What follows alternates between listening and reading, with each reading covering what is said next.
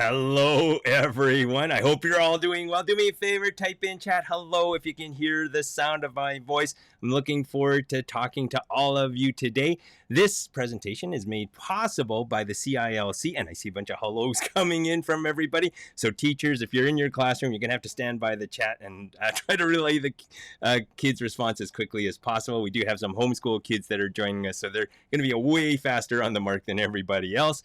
By the way, this is made possible not only by the CILC, but also with a little funding from the Writers Union of Canada. And so I'm going to give a little hat tip to the Writers Union of Canada for sponsoring this book launch and making it all possible. And if you want to give a thumbs up to them at some point, you're more than welcome to. And by the way, I am recording this and will be putting it up on my YouTube channel. And for those of you who want to get the version through ICILC, you will get one from there as well. But on my YouTube channel, I will put it up for those of you who have registered but were not able to check in at this particular time slot, because I know sometimes it's difficult to oh, somebody's from Westbrook. Hello from Westbrook. Okay, give you a wave to Westbrook. Hello.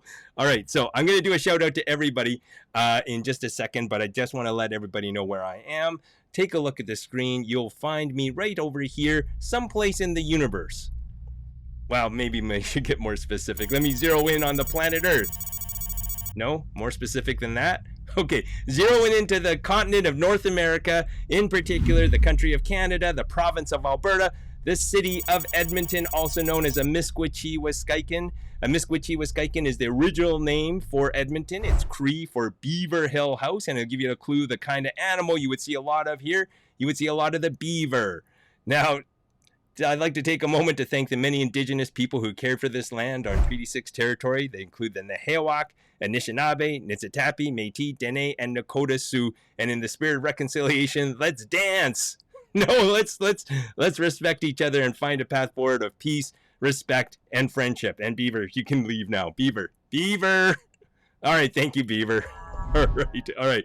So, now, that's where I'm from, but I know some of you are coming from all over the world. In fact, I think I saw some registrations coming in last week that made me pretty cool, made me feel pretty cool about all the people that are signing in. So I'm going to flash just a few of the people who signed up by Friday. And if you see your school or your city, just give a shout out and say, hey, that's me. So take a look right over here. We've got people coming in from Ambler, Philadelphia. We also have people coming in from Archbishop Joseph McNally, which I just worked with last week. Over here, Argyle Center. I saw them earlier in the school year. They're an online group from Edmonton. Cairo, Egypt. That was the really cool one that I saw. I think they're in here someplace. We also have an online school coming in from Calgary, Alberta. Give a shout out if you recognize any place. I think there was somebody coming in from Chicago, a homeschool group. We also have Dunluce Elementary, which I also worked with earlier in the school year. I think there's a pattern forming here. Nicole Steffi Woima from Sylvan Lake. I did see Sylvan Lake coming in, so shout out to Sylvan Lake. A lot of schools coming in from Edmonton. You might see your school specifically mentioned in the next round over here. We also have Freeland, Michigan. I saw them posting in the chat earlier. Also Gold Bar Elementary, which I'm actually going to be seeing on Wednesday, doing another session for them. Halifax, June Street School. I don't know if you made it that around this time, but a big shout out to Halifax. Also, I saw Henderson, Nevada make their way over here, so thank you for coming in from Nevada.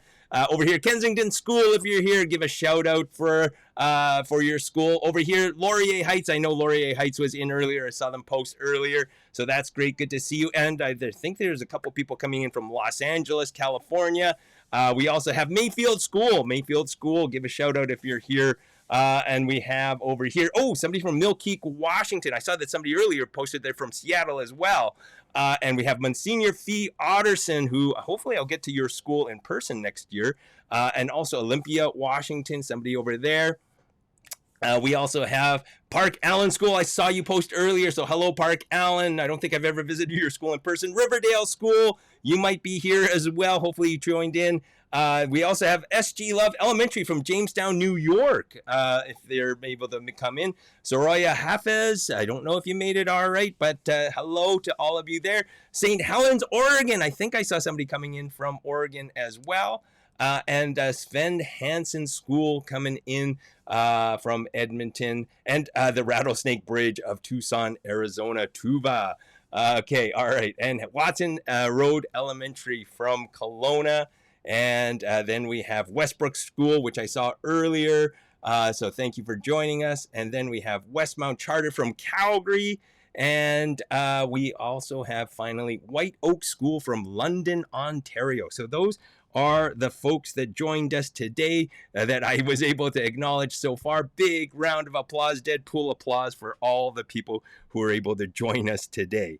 All right, so now today what we're going to do today is something a little special, something really cool. It's a brand new book that I am launching, and it just came out last month, so hopefully you'll be excited about this talk enough that you want to put it into your school libraries. And as Tammy has pointed out earlier, there's a link that you can get the book from.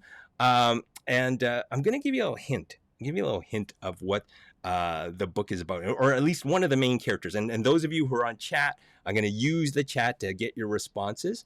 I'm going to give you a sense of the main character of the book. So let's see if you can guess what the main character of the book is. I'm going to try to think of a hint that I can give you to give you a little idea of what that main character is. Let me think about the hint I can give. Oh, I didn't even get the hint. I'm seeing dragon already. How did you know it's dragon? Oh, wow, that's pretty cool. That's amazing. All right, so yes, it is about a dragon, but now I'm curious. How did you know it was a dragon? Does anybody, can you tell? What? It's behind me. What? Oh, okay, that's a light. It's not actually a dragon. It's just my light. It looks like, what? The corner. Okay. All right, let's look over in the corner. No. You see, that's an award that I won. That's an award I won. It's not what? To my left? No, there's nothing over here. What? To the right again? Okay. All right, let's see what's back there. No, seriously, there's nothing there. There's nothing there. The left again? No, there's nothing there. Seriously, there's nothing there. Okay. What? He's moving around? What are you talking about? On my shoulder? Okay. No, I don't think there's anything there. What? What's going on? You keep Whoa! Okay, all right. Now I think I know what you're talking about. You're talking about the dragon that somehow got on the loose. They've multiplied. Okay, all right. Yes, my book is about a dragon that gets on the loose. Let me get those dragons out of the mix right now. All right, so let me show you my brand new book. It's right over here. It's Dragon on the Loose, and it is about a dragon that gets on the loose. But the dragon that's in my book might be a little different than your idea of what a dragon is, because I know there are different kinds of dragons out there. And the one that we're probably more familiar with is the dragon that comes to us from different movies or books, in particular, the book that I remember when I was a kid, The Hobbit. Now, type in yes if you recognize this kind of dragon over here, one that can fly, one that has giant bat wings, and of course, it can breathe fire, right? Now, this kind of dragon is powerful, it's destructive, it can breathe fire, and sometimes evil people use it as pets. And that is basically the kind of dragon that we know from a lot of books. And one I remember from The Hobbit, that dragon was Smaug, and it would collect gold and treasure and sort of hoard it and keep it in his cave. So the symbol of the dragon that we sort of know from books and movies is one that is powerful, evil, destructive, and greedy. But there are other kind of dragons out there. And in China, there's a particular kind of dragon that we can see. They come in different sizes and different colors, and they look different than the dragons we're used to. In fact, the Chinese dragon looks more like this. It has a snake-like body with rooster claws and kind of a horse head with like walrus whiskers that come out of the side of its snout. And this dragon can fly, but without bat wings. They say that the Chinese dragon can jump on clouds and travel from one city to another by riding the clouds in the wind. And they say that the Chinese dragon can control the weather. So instead of breathing fire, it can bring rain to the land. And oftentimes in China, the symbol of the dragon is considered good fortune because it brings rain, and the rain helps to build crops up so that farmers can sell their crops and make money. And so oftentimes the Chinese dragon is associated with good fortune. So In this particular book, two kids, their names are Haley and Kyle, well, they come across a dragon on the loose, and they have to figure out, is it going to be one of those evil, greedy, destructive dragons, or one of those Chinese dragons that brings good fortune to people? And what I'm going to do today is I'm going to give you a little taste of what the book is about by reading a chapter where you find out how the dragon got on the loose. In fact, the dragon gets on the loose in a Canadian city. In fact, it gets loose in my home city of Edmonton. And I use some of the Edmonton landmarks as settings in the story. And so what I'm going to do is I'm going to read you a little bit from the first chapter so you see how the dragon comes to be. And what I've done is I don't have my book with me. I actually set it up on my screen, my computer screen in front of me. So I will be looking at the screen because I need my hands free to do some special effects through the reading. Okay, so eyes on the screen. Here is a little introduction to my brand new book, Dragon on the Loose. Kyle, take your hand out of the lion's mouth, I yelled. With his hand inside the stone lion's mouth, my best friend scrunched up his face and asked, "Why, Haley?" "Because you're doing it the wrong way." No, this seems right." Ever since I'd met Kyle in the 3rd grade, he's always wanted to do things his way. He hasn't changed in 3 years. "Kyle, you won't get any good luck that way." "How do you know, Haley?" "My grandpa taught me," I said. Oh, something I didn't tell you about earlier is I'm going to jump back and forth between different cameras. That's part of my special effects. But also, the book has some illustrations in them, and they're actually done by a very talented illustrator named Grace Chen, and she's from Toronto. And I'm going to show you the scene that I just introduced you to. So take a look at this. And I see some questions popping in, so don't worry, we'll have time for answering those questions down the line. I think I'll remember somebody asked me why I was inspired to write about dragons. So take a look right over here. Here is Grace Chen's drawing of that original thing, okay?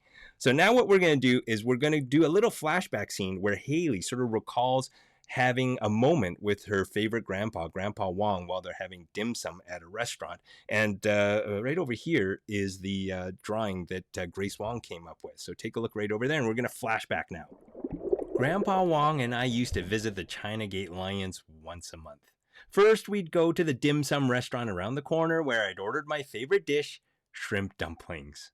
Grandpa always ordered something different. One time, it was chicken feet. I stared at the slimy claws on the plate and pushed away from the table. "Ew, no way, I'm not eating feet, gross!" He laughed as he plucked one of the feet off the plate with his chopsticks and placed it in front of me. "You'll like it. Tastes like chicken," he joked. I shook my head, crossed my arms, and clamped my lips shut. "Haley, don't be afraid of a new thing. It might be the start of your next adventure." It looks weird." "The sooner you try it, the quicker we can get to the China Gate and make a wish." "Can I make my wish now? Because I wish I didn't order chicken feet." "Try it, Haley. Trust me." Okay. I picked up the foot with my fingers and bit into the flesh. Oh, it tasted like chicken skin with salty sauce. "It's not that bad, Grandpa." I took another bite. "See," he said with a smile, taking a foot for himself. I finished the rest of mine. After lunch, Grandpa Wong and I would walk to the China Gate where a golden roof supported by red pillars formed an arch over the street. Chinese lion statues sat on either side of the gate. Mounted on top, 2 Chinese dragon statues that looked like rolling ocean waves met in the center. The wingless creatures seemed to watch over the street like guardians. Grandpa Wong would lift me onto one of the lion's pedestals. He said if I rubbed the stone ball in its mouth, the lion might grant me a wish. I always wished for the same thing. Another dim sum with my favorite grandpa. The last time I made the wish, it didn't come true. Grandpa Wong died a week later. The next day, a windstorm blew one of the dragons off the arch and destroyed it. I felt like the remaining dragon. Alone. "Hey, Haley, why'd we come here today?" "Oh, Tomorrow the city is tearing the gate down so they can dig a tunnel for the subway. Oh? What are they going to do with it? Kyle adjusted the chin strap of his bicycle helmet. My dad told me the gate's going into storage. That's too bad. How am I going to get my wish now? I grinned. You always want the same thing. I fished a baggie full of chewy worms out of my backpack. He licked his lips at the sight of the candy. Ah, my wish came true. You're so predictable. I tossed the baggie at him. Yes. He plucked out a worm while I climbed onto the lion's pedestal. I rubbed the stone ball the way Grandpa Wong had taught me, rolling my hand over it from left to right. I looked up. The remaining dragon had been Grandpa Wong's favorite part of the China Gate. Mine too. I'd always thought the dragon and Grandpa Wong would be here forever. I wish I could save you, I whispered. A jolt of electricity ran through my hand. I yanked it back out of the lion's mouth. Huh, what was that? Hey, what's wrong, Haley? Make the wrong wish? No, it's nothing. I rubbed my palm. Then I slowly reached into the lion's mouth again and touched the ball. It vibrated against my palm. A jolt of electricity stung my hand as a crack of thunder echoed in my ears. Ugh. Was it from the sky? The lion's mouth? I couldn't tell. I jumped down and examined my hand. There were no marks, but my palm still tingled from the energy of the ball. What's going on? My eyes locked on the lion's mouth. It said nothing. Then rain began to fall. Huh? That's weird. Only one lonely cloud floated above us. Kyle grabbed my arm and pulled me back from the lion. Hey, what's wrong, Kyle? Look. Kyle pointed straight up at the China Gate. The dragon was now a brilliant shade of jade. The spines on its back jutted up like a row of shark fins. Then it shook itself like a wet dog, sending water everywhere. The dragon was alive.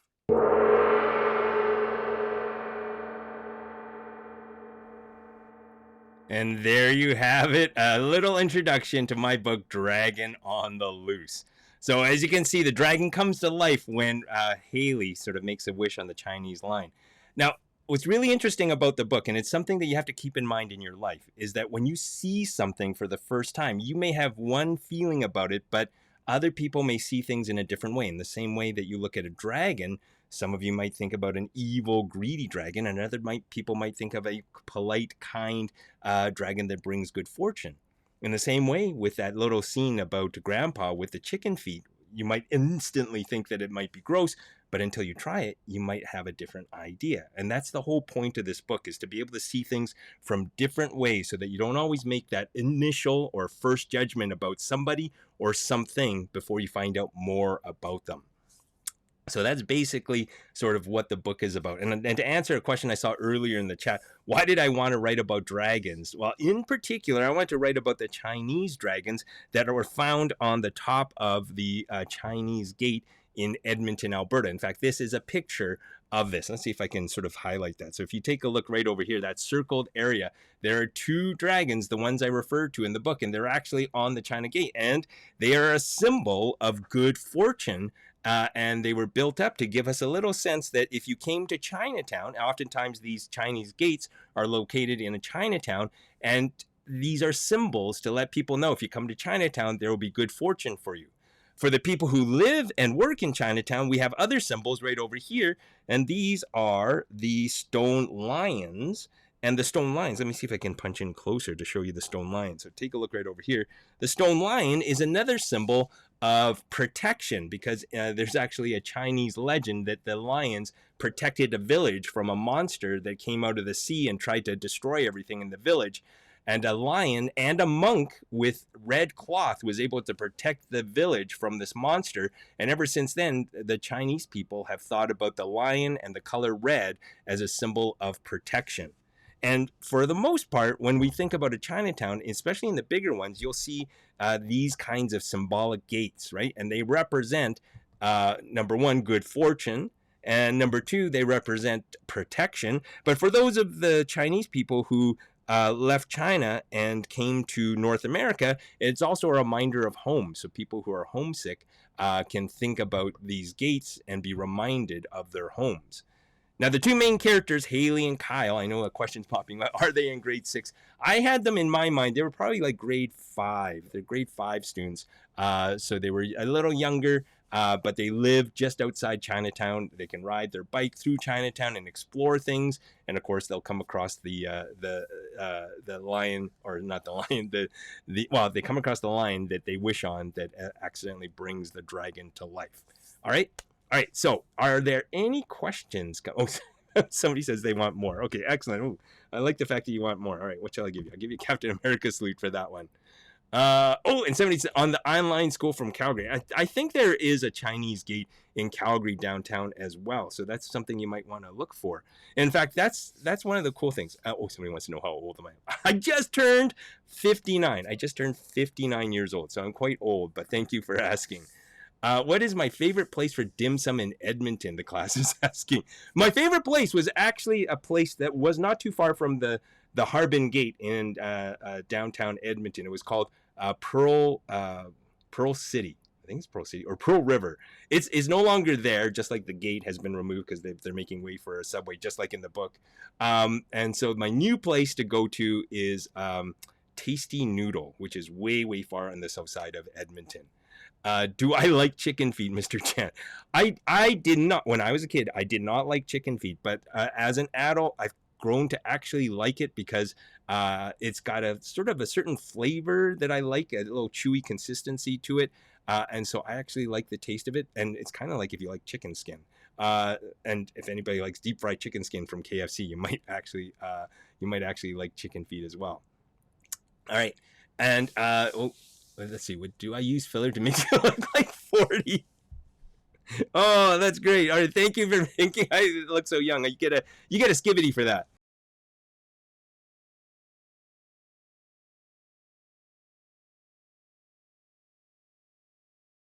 All right. Oh, and somebody says one of the students wants me to go to their school. How do you make that happen? You can contact me through my website, martychan.com. And if you're interested in either a virtual visit or an in-person visit, usually in Edmonton, it's easier for me to get to the school. But I do travel out of the city, but I prefer to use virtual to go out of the city on that. And Tammy just posted a link to my website if you want to check that out. Mr. Ha wants to know, what type of books do I like the best? That's a really good question. I like funny and scary books. So if I can ever come up with a book that can make people laugh and scream, that's sort of my favorite go-to kind of book. In fact, I'll show you some of my funny books right over here. This is The Mystery of the Frozen Brains, which is one of my funnier books. It's also a mystery. And those of you who like scary books, right over here, this is my book Willpower, which has some if you know the show Stranger Things, there'll be stuff that you go, oh, wait a minute, I kind of know what that's all about. It's a girl with special powers like telekinesis, and she's being pursued by a scientist who wants to use her for lab experiments. And then my super creepy book is this one right over here, Haunted Hospital, which is about a group of teenagers who go into an abandoned building to look for ghosts, and what they find instead is a lot creepier than anything they could imagine. Okay. Oh, and Eden says, great writing books and good imagine. Oh, how do I do it? There are a lot of different ways that you come up with ideas. I'm trying to think of the best way I can sort of answer that question for you, because it's one of those things where a lot of people want to know how they can come up with their own stories. I'm trying to think the best way to answer that question. Oh, I think I know how. Okay, so let's break things down. In fact, let's go back in time, like way back, way before the 1980s, all the way back to ancient Greece. Back then, people believed that the way you got ideas is you just simply sat and you waited for a muse to give you the idea. Now, a muse is a magical, fairy-like creature that supposedly came down from the universe and whispered ideas in the ears of authors, artists, and inventors to help them come up with their creations. Now, today, today we know there's no such thing as a muse. There are no magical fairy-like creatures that. Did you hear something? Never mind. Anyway, the muse is just a made-up story that people use to explain how people come up with ideas. No, today we know the way we come up with ideas is we are curious. We wonder about the world and we ask questions like, why is that Rubik's Cube there? Then what we do is we try to find answers to those questions, right? And so I might be wondering, hey, maybe somebody left this thing here for me to solve, right? And as you try to find answers to your questions, you start to develop your idea. And the more you try to find those answers, the more you make a mess. Okay, now don't panic, don't panic. This happens to me all the time. That sometimes when you try to flesh out your idea, you get a mess like this. Don't panic if that happens, because you can always go to the library to find the answers, or go online, or ask an expert. Because when you start to find the answers through research, through personal experience, through experts, well, look at what happens to your idea. It starts to grow. And of course, the more answers you find to your questions, the more your idea will develop. And as it develops, you'll start to see a pattern or a shape that actually becomes your story. So if you're wondering how do you come up with ideas, well, the answer is simple. Ask questions. Be curious, because you never know just what question might unlock your imagination.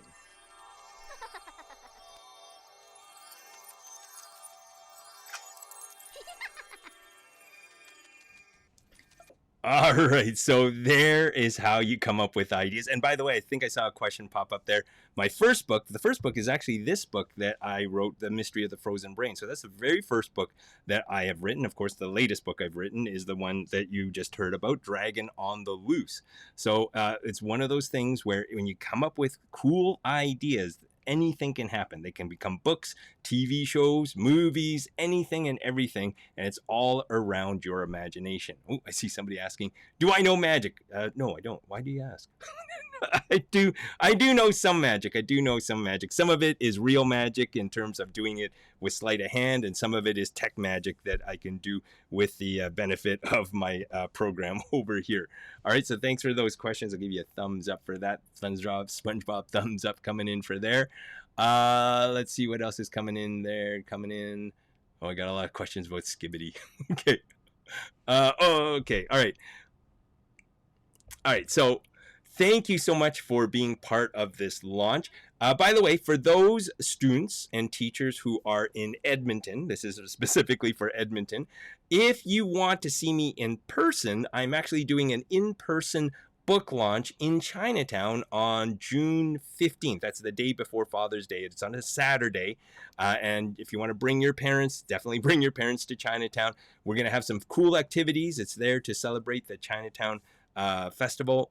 And so if you're in Edmonton, June 15th, it's a Saturday. Check it out. I think I'm scheduled to be there at 1 o'clock. I'll have all my books available for sale there. And if you want to buy your own version and you're not in Edmonton, or you want to purchase it online, check the link out for the Orca book sale there. And Tammy just posted it up there. Thank you for that, Tammy. Thank you to all of you for being part of this presentation. And I always like to leave people with something a little fun. So I'm going to finish off with a little quick magic trick. I know some of you might have to disappear for lunch, but I'm going to start off with finish off with a little bit of magic. Okay. So what I want you to do is, everyone, focus on the screen. Don't look away. Everybody look at the screen. What I'm going to do is I'm going to make myself disappear. All right. Don't look away. Don't blink. I'm going to make myself disappear. Watch.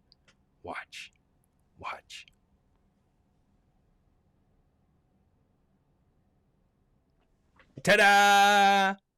No? Nobody's impressed with that. I think I just got busted. Okay. I know. I just got busted. All right. Oh, no. I'm going to do this for real now. So everybody settle in. Everyone settle in. Bottoms flat on your seats, okay? Hands in your laps. Eyes on the screen. Mouths closed. Ears open. I'm going to make myself disappear for real, okay? Everybody do me a favor. Take a deep breath in. And let it out. And another breath. One more.